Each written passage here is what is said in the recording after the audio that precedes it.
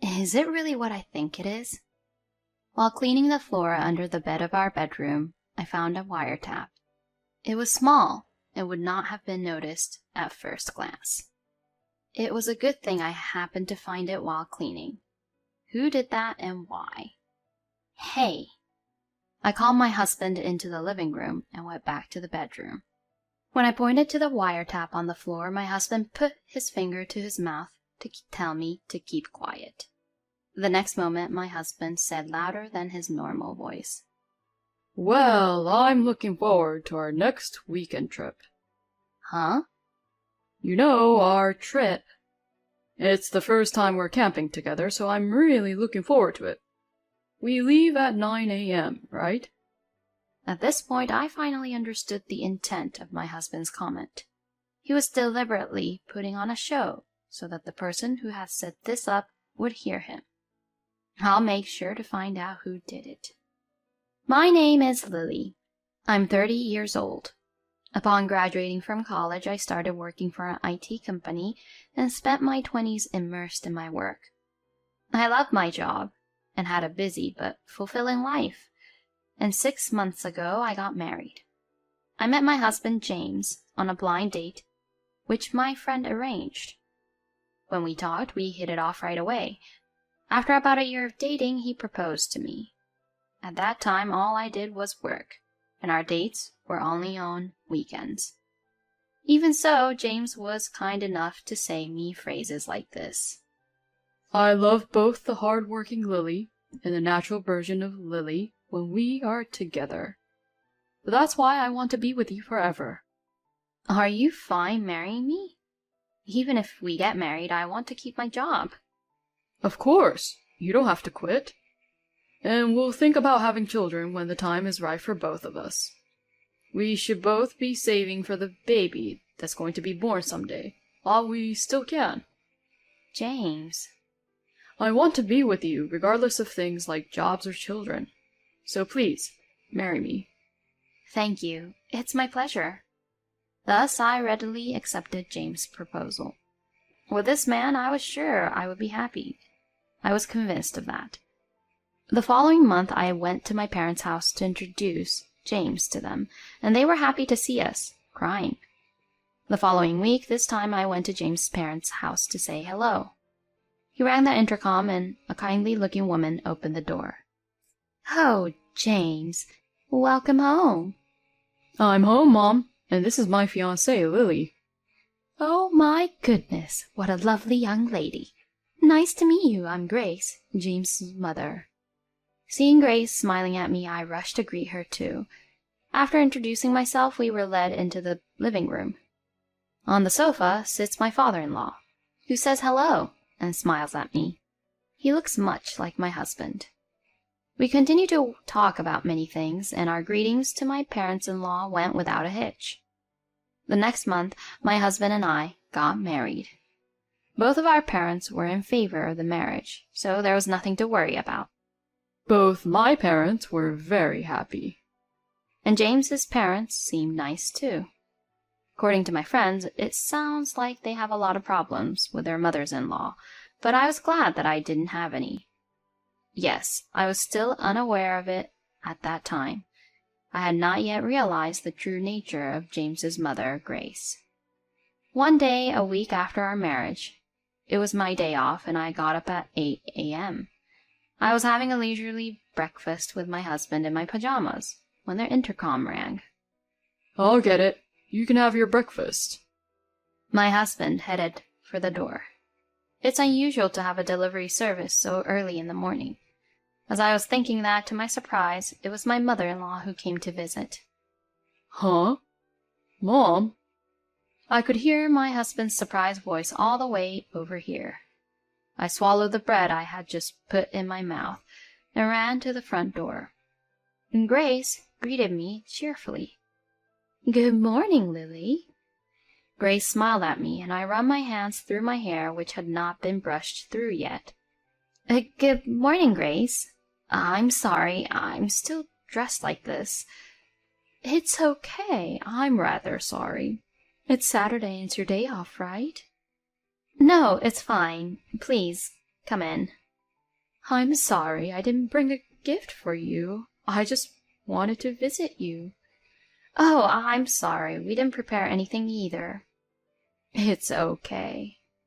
My husband looked at my mother-in-law, who's smiling at him, and said, Please, at least call me when you visit us, and rushed after her into the living room. We chatted about recent news and something like that, and the time passed rapidly. I hurriedly changed my clothes, but I had no makeup on, and my hair was messy. Worst of all, this is the first time I see Grace after being married, and I'm dressed like this. Grace, I hope you're not shocked by seeing me like this. But she didn't seem to be mad at me, so I wondered if she was okay with me. As we talked, Grace and I became more and more comfortable with each other, and I naturally spent more time smiling at her. The next thing I knew, it was almost 11:30 in the afternoon. Then Grace noticed this and approached my husband. Is it that late already? I'm kind of hungry. James, can you get us something? Mom, are you going to eat lunch here? Why not? I want to get to know Lily better. I've always wanted a daughter. But we've only been married a week. It won't take long. And anyway, you are going to be together forever. That's true, but... James glances at me with a slightly awkward expression on his face. Perhaps he's concerned about me. But I can't say anything in front of Grace. And besides, I also want to get along with my mother-in-law. I smiled and told my husband. That's nice. I'd like to have lunch with Grace too. It's your day off. Is that okay? Of course, I can have lunch with you every day, but it's not that easy with Grace. If you say so, I don't mind. Sighing slightly, my husband mumbled something about it and went out to buy lunch. When I was alone with Grace and got up to make tea, she laughed and said, Lily, I don't want tea. I came here today to talk to you. Talk with me? I just wanted to ask you. Yes, what is it? Lily, when are you planning to have a baby? What? It's a question I never thought I'd be asked, and for a moment my mind went blank. A child? How could I know when I was going to have a baby? Besides, we've only been married for a week, so why would anyone bother asking me such a question?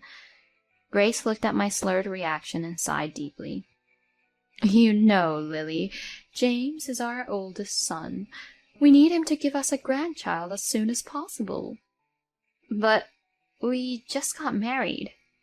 That doesn't matter. You do know your ovulation cycle, right? What cycle? You have to time it right. Well, of course, we want a boy, but after the second baby, we can have a girl. Grace doesn't seem to know what she's saying. She's just smiling happily.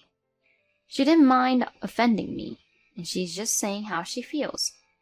But for me, it was nothing but pressure. In the end, Grace told me about our plans to have a baby for 30 minutes before my husband came home. But as soon as my husband came home, Grace's attitude changed drastically. She continued to make small talk, not even bothering to mention the child. Then my mother-in-law began to visit our house once a week without telling us that she is going to come over. Each time she would stay for hours, make my husband go out to buy food and tea and etc. And during that time, she would talk to me about having a baby. I wondered if I should talk to my husband about it, but knowing how much he cared about his family, I couldn't bring myself to talk to him. 6 months into our marriage, that hasn't changed. On that day, again, at the urging of my mother-in-law, my husband went to a nearby restaurant to pick up a takeout. It was painful for me to talk to my mother-in-law alone, so I pretended I wasn't feeling well and ran to the bathroom. James, I can't wait for you to get home. I spent some time in the bathroom looking at my phone. Then suddenly I heard something that sounded like the living room door opening. I tried to find out what is going on by listening. Again, the door to some room opened, and at the same time, I heard Grace's footsteps. I had a bad feeling and rushed out of the bathroom. Then the bedroom door was open, and I saw Grace peeking into the room. Grace? Grace seemed to be surprised hearing my voice, but then quickly returned to her normal expression. Then she began to say something sarcastic like this. Lily, you can't even create a nice mood in such a bed like this, can you? Huh? What the hell? Even James can't get into the mood in a bedroom like this. And are you even wearing any lingerie? Wait, give me a moment. I can't talk with you about that. Lily, I'm giving you advice for your own good. But why are you talking to me like that? It was at this moment that I finally saw Grace for what she really was. She didn't think of me as a daughter or as a wife of her son. She just takes me as a tool to help her give birth to her grandchildren. Once I realized this, I felt an inexpressible sense of loss. After that, Grace rambled on and on about something, but I couldn't hear a word of it. The next night, I decided to talk to my husband about Grace. I chose the next night because I wanted to spend at least Sunday afternoon with James in peace. After lunch, my husband said he would do the dishes, and I decided to clean the house with a vacuum. As I came to clean the bedroom, I remembered what had happened with Grace yesterday. Even though we are a family, it's still not normal to come into our bedroom.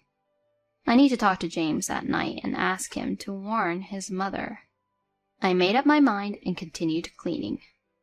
I stuck a handheld mop in the crevice under the bed to give it a thorough cleaning that day. And along with a little dust, I found a small black object. It was something plastic, seemingly like a toy block. What is that? I was about to say that much when I had a flashback. I had seen this before on TV. I had seen on TV before the existence of a wiretap that had been planted in a room. Wait, is it really what I think it is? You wouldn't notice it just by taking a quick look at the small size of the device. It's a good thing I happened to find it while cleaning. Who did it and why? I put the bug on the floor and went to my husband in the living room. I lowered my voice and spoke to him timidly. Hey. What's the matter? You look so scared. There's some kind of small listening device in my room. There's no such thing as a bug. I swear, the other day when Grace came over, she was in our bedroom without permission, so maybe that's when it happened. But why would my mom do that? I told him right then and there what I had planned to tell him at night. My husband had a complicated look on his face the whole time, but he kept quiet and listened to me until the end. When I finished telling him everything, my husband said he wanted to talk to me, pulled me out of the room, and headed for the bedroom. When he pointed to the listening device on the floor, he put his finger to his mouth to tell me to keep quiet. The next moment, my husband said in a voice which was louder than usual, Well, I'm looking forward to our weekend trip. What? You see, it's a trip. It's the first time we're going on camping together, so I'm really looking forward to it. We leave at 9 a.m., right? At this point, I finally understood the intent of my husband's comment. He was deliberately putting on a show so that the person who had set this up would hear him. At that moment, my anger toward Grace, which I had been keeping under wraps, suddenly overflowed. If it came to this, I will be a good actor. I raised my voice to my husband with enthusiasm. Yes, 9 a.m., so don't ever oversleep. I know. 3 days and 2 nights is not an easy thing to do. It's a great opportunity. Yeah, the spare key is under the potted plant as usual, right? Yeah, of course. In case we lose our key during the trip, we won't be able to get into the house. Of course, we don't usually keep the spare key under a potted plant. In this day and age, it would be hard to find someone who would be so careless. This is just to lure Grace out of the house. Even if it wasn't my mother-in-law, the culprit would surely turn up. We then made it look like the vacuum cleaners accidentally hit and destroyed the bug. Now all we had to do was wait for the culprit to show up this weekend. It's been a while since then, but Grace hasn't shown her face yet. Perhaps she's getting impatient, thinking the bug has malfunctioned. My husband and I decided to slip the spare key under the potted plant next to the front door and wait in the room next to the bedroom. At 10 a.m. on the weekend morning, the moment arrived. The front door opened and footsteps approached us. I looked at my husband and held my breath. Sure enough, the footsteps headed for the bedroom. Just as the culprit would have entered, my husband and I jumped out of the way at the same time. I looked into the bedroom, and there was Grace. "I knew it was you, Grace," I muttered to myself, and Grace's eyes widened, and she was flabbergasted. Why are you here?" "I'm sorry, the story about going on a trip was a lie." "What do you mean?" "We lied on purpose because a wiretap was found here. We lied on purpose to lure the would-be culprit, you, Grace, out here." "Why me?" "I mean, who else would come up to our house and go into our bedroom? Grace, you seem to have been very sensitive about me having a baby." Grace's face turned bright red, and she broke out in a sweat. I thought she was going to give up, but then she looked at James and started pleading, desperately. "No, listen, James. I was just giving Lily some advice. I told her to give her best so that you would be in the mood for that." "If you were advising her, why did you have to bug us?" "It's just to make sure you're doing it right, because Lily hasn't gotten pregnant in the last 6 months." "Bullshit. What do you think we are? Lily's not a tool to have a baby. Don't force your desires on us. I don't need a mother like you." James's words made Grace's face pale, which had been bright red a few moments before. And then she looked at me, saying, "Please, do something about it." She began to beg me. I looked down at her and said, "Do something? Whose fault is it that you let this happen? You started this by yourself. You got yourself into this mess because you came between us more than necessary and made a fool of me." "I was just doing everything just for you." "It's none of your business. I don't need you to worry about us. James and I are in love. We want to have a baby, but I don't need you to force that on me. Don't you dare interfere with us anymore." I guess she didn't expect me, her daughter-in-law, to go so far. My mother-in-law just nodded off and left. Of course, my husband called my father-in-law and told him everything. Later, my mother-in-law was scolded severely by my father-in-law. After that, my father-in-law forbade my mother-in-law from coming in and out of our house at all, and we stopped visiting my parents-in-law's house until we felt at peace with the situation. My mother-in-law no longer received a monthly allowance from my father-in-law, and she had no money to spend on her own. On weekdays, she used to go shopping and have tea with the neighbors, but all these pastimes have disappeared. But all these things are her fault, and I hope she will reflect on that. I, on the other hand, just found out I'm pregnant. I guess Grace's regular visits and sarcasm had been putting a lot of pressure on me to have a baby. Now that the stress is off of me, I've been able to successfully get pregnant. Is it a boy? Is it a girl? I wondered as I looked at the baby items in the shops. My husband put his hand on my growing belly and said happily, "It doesn't matter whether it's a boy or a girl. It's our baby." "Yeah, you are right. As long as it's healthy, I'm happy either way."